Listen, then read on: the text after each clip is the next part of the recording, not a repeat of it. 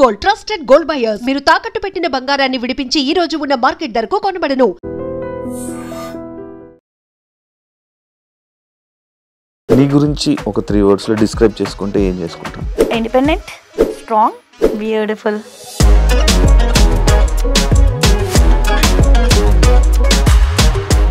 ఎలా వచ్చావు ఇండస్ట్రీలోకి? అసలు ఎందుకు వచ్చావు ఇండస్ట్రీకి? డాడ్ మామ్ సపరేట్ అయిపోయారు. కొంచెం మనీ కావాలి సర్వైవల్ పాయింట్కి.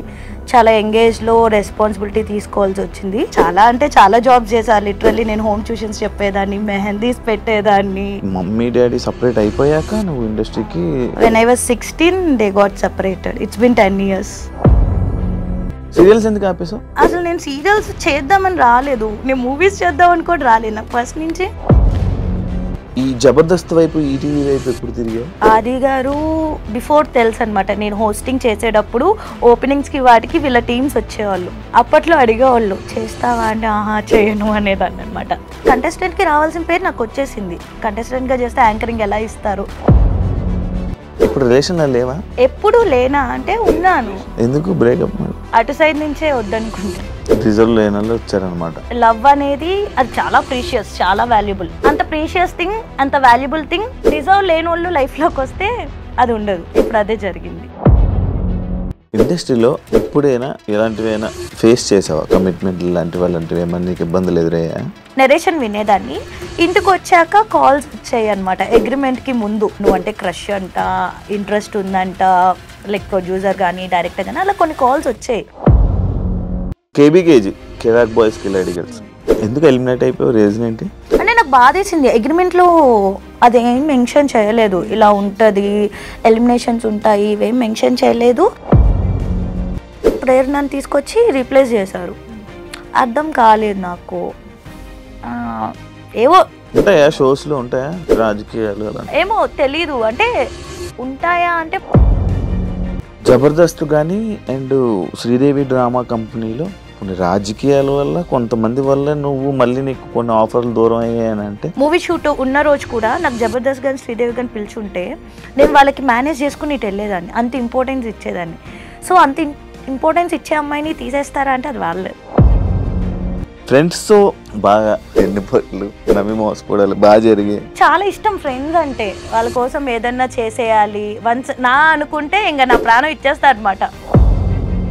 ఎఫర్ట్స్ పెట్టే కొద్దీ వాళ్ళు నేను ఇంకా హర్ట్ చేస్తూ ఉన్నారనుకో, చీ ఎందుకు ఇంత ఎఫర్ట్ పెట్టి అనే ఫీలింగ్ వస్తుంది అనమాట. హాయ్ హలో నమస్తే, నేను మీ anchor Shiva. Welcome to iDream media. ఈరోజు నా ముందున్న గెస్ట్ ఐశ్వర్య ఉల్లింగల, నా ఫ్రెండ్. ఈరోజు గెస్ట్గా వచ్చింది. తనతో మాట్లాడి తన జర్నీ గురించి, ఇండస్ట్రీలో ఎలా నడుస్తుంది ప్రజెంట్, తన జర్నీ గురించి మాట్లాడి మనకు తెలియని విషయాలు తెలుసుకునే ప్రయత్నం అయితే చేద్దాం. ఫ్రెండ్స్తో ఇంటర్వ్యూస్ చేస్తే ఇలాగే ఉంటాయి అనమాట. హాయ్. హాయ్, ఎలా ఉన్నావు? బాగున్నాను శివ. అంటే ఇప్పుడు వరకు నీ సీరియస్ ఇంటర్వ్యూస్ చూసుంటారు అందరూ. అంటే నువ్వు చాలా కాన్సన్ట్రేటెడ్గా సీరియస్గా, అది అవదేమో ఈరోజు. మ్యాక్స్ కొంచెం అవదమ్మా. అవదమ్మా. ఎలా ఉన్నావు? తెలీదా? ఇప్పుడు ఫ్రెండ్ అని చెప్పు. చాలా చాలా బాగున్నా ఐశ్వర్య. నేను నార్మల్గా మనం మాట్లాడుతూ ఉంటాం కానీ ఇప్పుడు ప్రొఫెషనల్గా అంటే లైక్ నవ్వగా అయితే ప్రొఫెషనల్గా లైక్ ఎలా నీ జర్నీ స్టార్ట్ అయ్యింది, ఏంటి, ఆడియన్స్కి ఎలా దగ్గర అయ్యావు, ఈ విషయాలన్నీ మనం ఎప్పుడు చాలా తక్కువ మాట్లాడుకున్నాం. అది ఈ ఇంటర్వ్యూ ద్వారా అవన్నీ మాట్లాడుకొని జనాలందరికీ, నీ అభిమానులకి తెలిసేలా చేద్దాం. Okay okay. ఎలా వచ్చావు ఇండస్ట్రీలోకి? అసలు ఎందుకు వచ్చావు ఇండస్ట్రీకి? ఎందుకు వచ్చావు? నమ్మక అదేం క్వశ్చన్. ఓకే, ఇంకో ముందే చెప్తున్నా, అంటే నువ్వు క్వశ్చన్స్ అడగడం స్టార్ట్ చేసావు కాబట్టి పిచ్చి పిచ్చి క్వశ్చన్లు అడగద్దు. అడిగితే కనుక మీ ఆంటీ నన్ను వాకౌట్ చేసామన్నారు, నువ్వు ఆన్సర్ చేయకు అని చెప్పి పంపించారు. ఇది కట్ చేస్తున్నావు ఏంటి?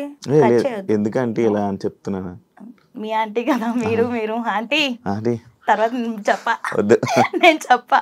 ఒక డైలాగ్ చెప్తావు కదా, చెప్పనా? వద్దు, చెప్తా. వద్దు, బ్యాడ్ అయిపోతాను. ఓకే సరే. అంటే ఇప్పుడు వరకు బేసిక్ గా నువ్వు అందరిని బ్యాట్ చేసావు కదా, ఈ రోజు నేను వచ్చాను నేను బ్యాట్ చేయడానికి. అర్థమైపోయింది స్టార్టింగ్. వద్దులే. Okay, serious. ఇప్పుడు సీరియస్. నేను అసలు ఇండస్ట్రీకి ఎలా వచ్చాను అంటే, నేను కాలేజ్ టైంలో ఉన్నప్పటి నుంచి మోడలింగ్ చేసేదాన్ని. సో మోడలింగ్ తర్వాత నాకు కొంచెం మనీ కావాలి సర్వైవల్ పాయింట్కి. చాలా ఎంగేజ్లో రెస్పాన్సిబిలిటీ తీసుకోవాల్సి వచ్చింది. సో ఎవరో చెప్పారు ఇలా ఆడిషన్స్ జరుగుతున్నాయి, సీరియల్ ఆడిషన్స్ వెళ్ళు అంటే నేను సీరియల్ ఆడిషన్కి వెళ్ళాను అనమాట. వెళ్తే విజయవాడ అక్కడ ఒక ఏదో హోటల్లో పెట్టారు. వెళ్ళాను జీ తెలుగు ఆడిషన్స్కి. వెళ్తే వాళ్ళు ప్రొఫైల్ తీసుకున్నారు, డైలాగ్ చెప్పాను, అంతా ఓకే అన్నారు. మరి ఏమైందో తెలీదు, నాకు కాల్ రాలేదు. బట్ తర్వాత ఈటీవీ నుంచి కాల్ వచ్చింది. వాళ్ళకి నెంబర్ ఎలా వెళ్ళింది అంటే ఏమో సమ్ ర్యాండమ్ ఎవరో పంపించారు, మరి నాకు తెలియదు ఎలా వెళ్ళింది అనేది. మోడలింగ్ తరపునో లేకపోతే ఇటు నుంచో పంపించారు. నాగార్జున గారు అని కో డైరెక్టర్ ఉండేవాళ్ళు. సో ఈటీవీకి ఫస్ట్ కాంచనమాల క్రిష్ గారి ప్రాజెక్ట్ అనమాట. సో అలా నేను ఆయన ద్వారా ఎంటర్ అయ్యాను. సో అలా సక్సెస్ఫుల్లీ ఇండస్ట్రీలోకి వచ్చాను. ఆ సీరియల్స్ చేస్తున్నప్పుడే నాకు లైక్ షార్ట్ ఫిలిమ్స్ అని, వెబ్ సిరీస్ అని, మూవీ, నేను సీరియల్ చేస్తున్న ఫస్ట్ ఇయర్ నుంచే మూవీ చేయడం స్టార్ట్ చేశాను. సో అట్లాగా మంచి ఆపర్చునిటీస్ రావడం అవన్నీ జరిగాయి. ఓకే, అంటే ఇంట్రెస్ట్ ఫ్యామిలీ ఒప్పుకున్నారా నీకు? ఏం అనలేదా?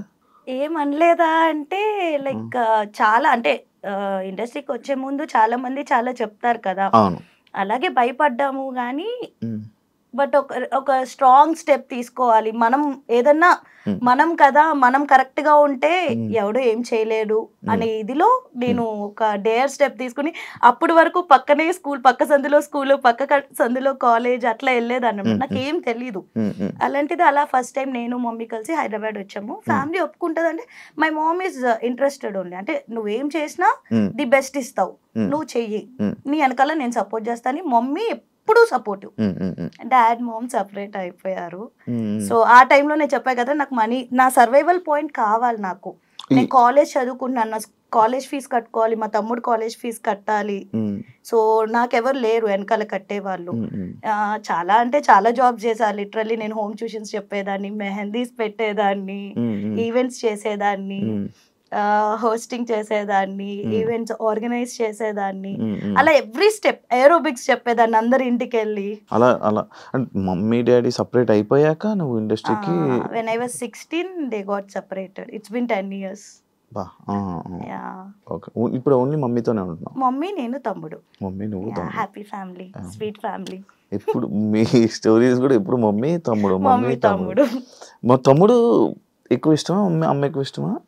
ఇద్దరు.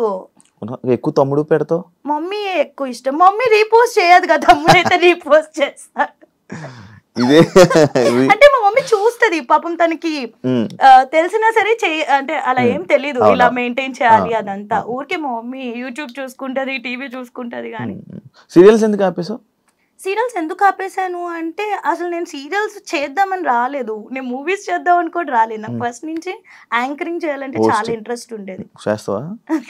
ఆల్రెడీ చేస్తున్నా. సో ఇప్పుడు నేను హోస్టింగ్ కూడా చేస్తాను అనమాట. కొంచెం బతుకుతున్నాను లైఫ్ లో అంటే ఆ హోస్టింగ్ వచ్చిన డబ్బులే బయట.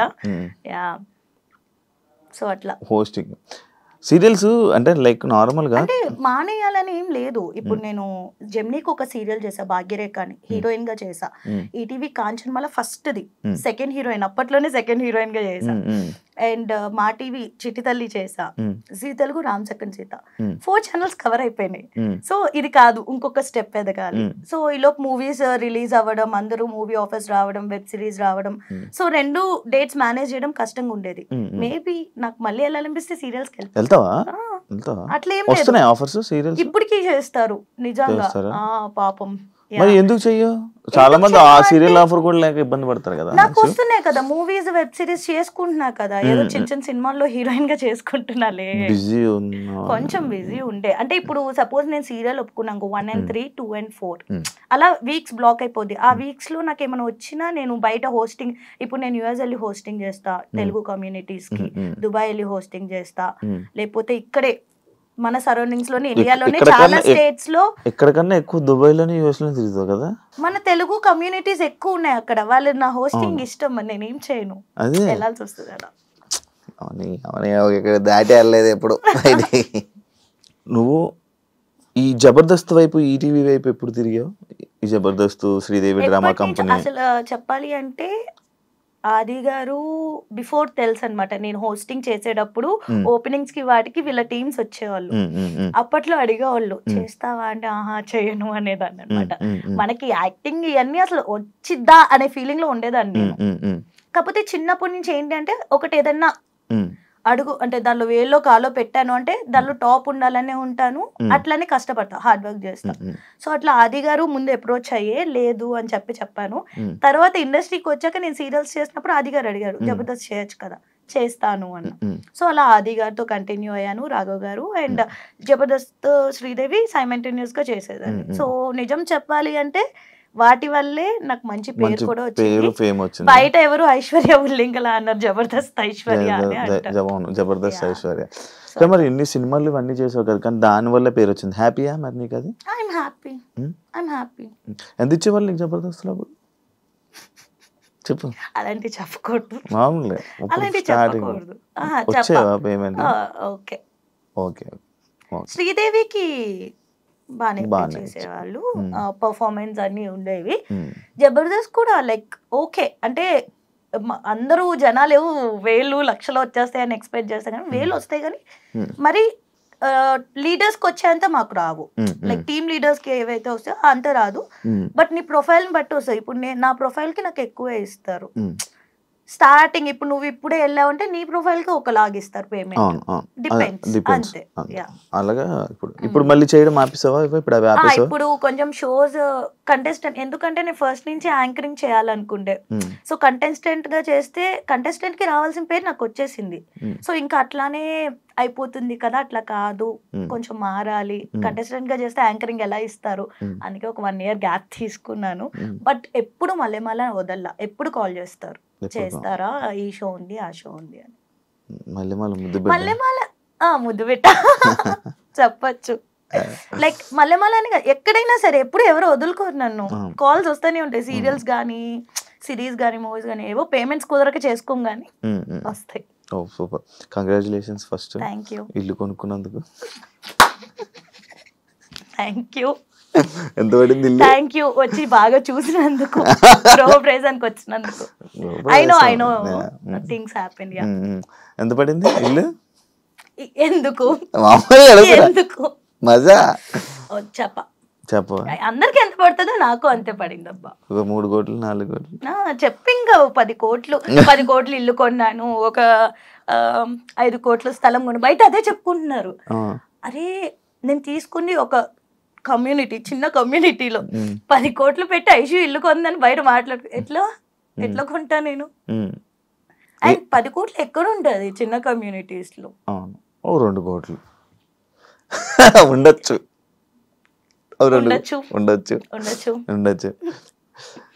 నీ డ్రీమ్ కదా ఇల్లు?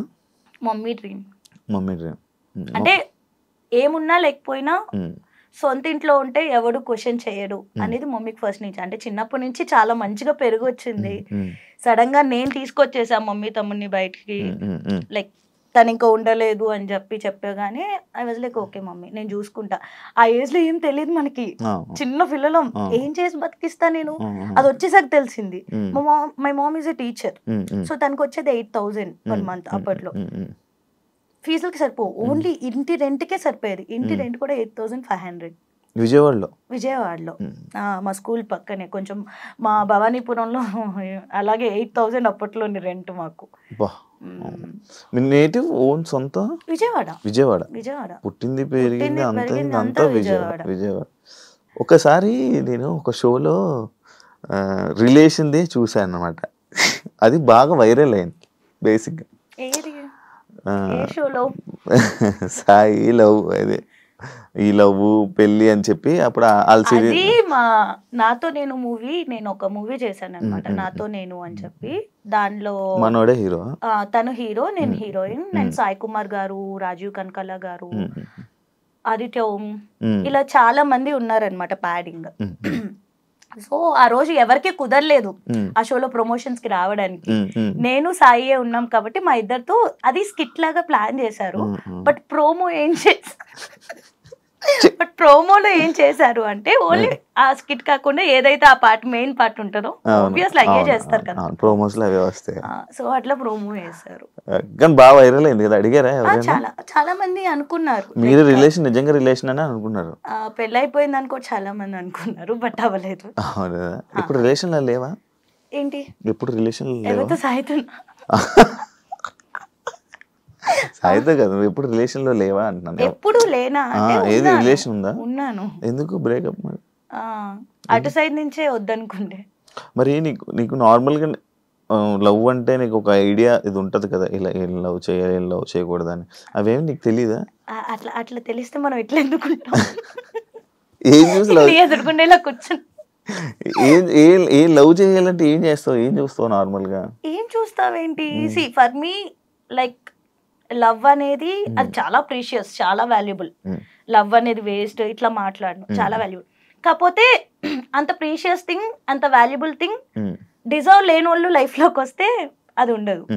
ఇప్పుడు అదే జరిగింది అంతే. డిజర్వ్ లేని వాళ్ళు వచ్చారనమాట. ఆబ్వియస్లీ అంటే డిజర్వ్ అయి ఉంటే ఉండేవాళ్ళు కదా. ఇప్పుడు ప్రెజెంట్ ఏం relation? Single? Happy to be single. Wow. ఎందుకంటే మా మమ్మీకి చెప్పేశాను, నీ ఇష్టం మమ్మీ, నువ్వు ఎవరిని చూస్తే వాళ్ళని చేసు. బేసికలీ నాకు ఫస్ట్ ఆఫ్ ఆల్ లవ్ పెళ్ళి ఇవన్నీ ఇంట్రెస్ట్ ఉండే కాదు. సో ఏదో వచ్చింది అలా, దాన్ని లవ్ అంటారు, లవ్ అంటే ఇలా ఉంటది అని ఏదో అనుకుంటాం మనం ఆ ఏజ్ లో. కానీ మీ ఆంటీకి ఫోటో పంపిస్తున్నా, ఆంటీకి ఒకటి. ఏంటిది? మమ్మీకి లైక్ మా రిలేటివ్స్ లోనే చాలా మంది ఉండే అన్నమాట. సో చాలా మంది అంటే అంతమంది కూడా లేదులే, కొంతమంది. సో వాళ్ళు అడగడము అట్లా ఉండే. కానీ ఏమో మమ్మీ ఇష్టం అని చెప్పాను, బట్ నాట్ నౌ. ఇప్పుడు కొంచెం ఇల్లు మొత్తం క్లియర్ చేసుకోవాలి మెయిన్. అది మా మమ్మీకి రీజన్ కూడా అదే చెప్తున్నా, మమ్మీ ఫస్ట్ ఇల్లు క్లియర్ అయ్యాలి, తర్వాత పెళ్ళి. ఇప్పుడు ఏమీ అంత తొందర ఏం లేదు అని చెప్పి. ఇప్పుడైతే not at all interested in marriage. అప్పుడే పెళ్లి చేసుకో.